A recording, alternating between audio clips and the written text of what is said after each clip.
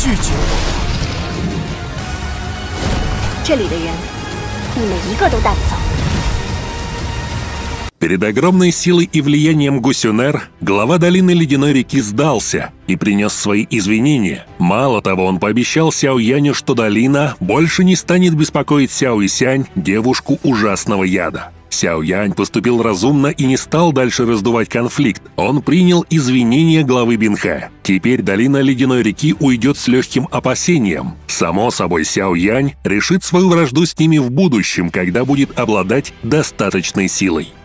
Бинхэ облегченно вздохнул, когда услышал ответ Сяо Яня. Сила парня не была достойна его внимания, но он должен аккуратно себя вести в отношении клана Гу. Раз вмешалась Гусюнер, то главе долины придется подавить всю свою гордость и сдаться. Сюнер напоследок сказала: «Я надеюсь, что подобное не повторится во второй раз. Иначе при следующей нашей встрече мы будем разговаривать совершенно по-другому».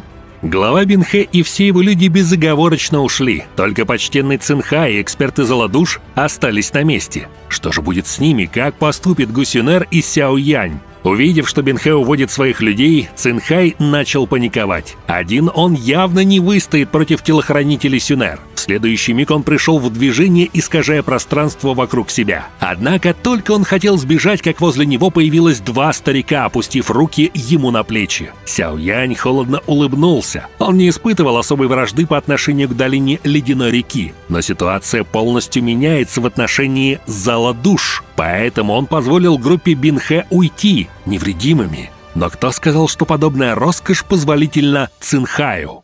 Его сдерживали два почтенных воина клана Гу. Он пытался сопротивляться, но не мог вырваться. Конечно, он начал угрожать Сяо Яню и остальным, мол, Золодуш вам этого не простит. «Вы все умрете!» Но Сяо Янь не собирался убивать его сейчас. Он отдал приказ запечатать его. Почтенный старейшина не какой-то там протектор. Даже Золодуш схватится за голову, если потеряет его. Когда наступит время спасения учителя, он может пригодиться.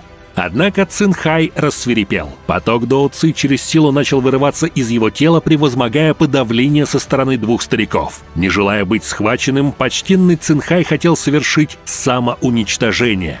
Выражение Гусюнер изменилось, когда она увидела намерение врага. Она взяла Сяо Яня за руку и резко отступила, а двое телохранителей немедленно взялись подавлять тело Цинхая. Однако они не могли остановить его. Саморазрушение эксперта Золодуш уникально. Они беспомощно покачали головами и стремительно отступили. Потоки кровавого тумана и неистовая энергия вырвались из тела Цинхая. Наконец раздался колоссальный взрыв. Его мощь поражала, и даже Сяо Яню вместе с остальными экспертами пришлось напрячься. Саморазрушение почтенного воина слишком ужасало. Если бы взрыв их достал, то легко бы они точно не отделались. Ярость энергии продлилась около 3 или 4 минут, а после, наконец, начала исчезать. Сяо Янь нахмурился, он не ожидал, что человек окажется настолько решительным. Он вызвал собственное самоуничтожение, лишь бы не попасть в руки врагов. Но на этом все не закончилось. Почтенный воин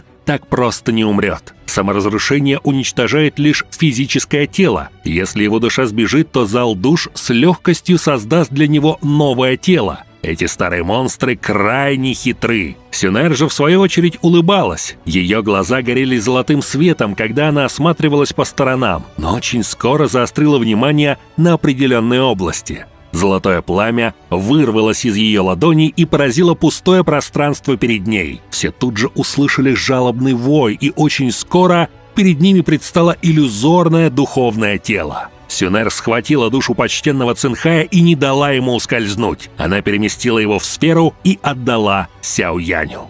Парень принял сгусток золотого пламени, а потом забросил его в нефритовую бутылку. У Сяо Яня уже коллекция душ разных экспертов. Теперь Хань Фэну будет не скучно. Наконец, Сяо Янь и Сюнер смогли поговорить. Оказывается, получив новости о Сяо Яне, она проигнорировала обычаи клана и позвала двоих стариков вместе с собой, покинув царство Гу. Она пересекла почти половину территории центральных равнин, чтобы прийти сюда. К счастью, она успела вовремя и помогла Сяо Яню в трудную минуту. Сяо Янь стоял и улыбался. Его сердце дрогнуло. Он испытывал внутри себя как радость, так и гордость. Но в тот же миг Сяо Янь неожиданно схватился руками за голову, по которой прошла волна головокружения.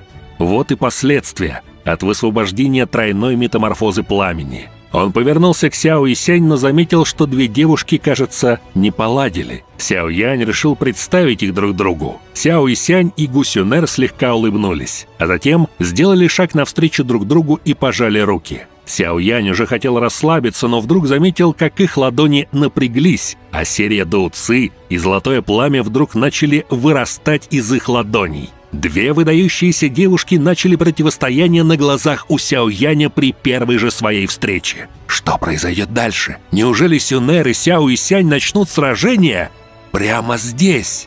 Узнаем об этом в следующих видео. Большое спасибо за просмотр. Напишите в комментариях, как по-вашему, чем закончится этот конфликт двух девушек Сяо Яня. Подписывайтесь на канал, ставьте лайк и всем пока!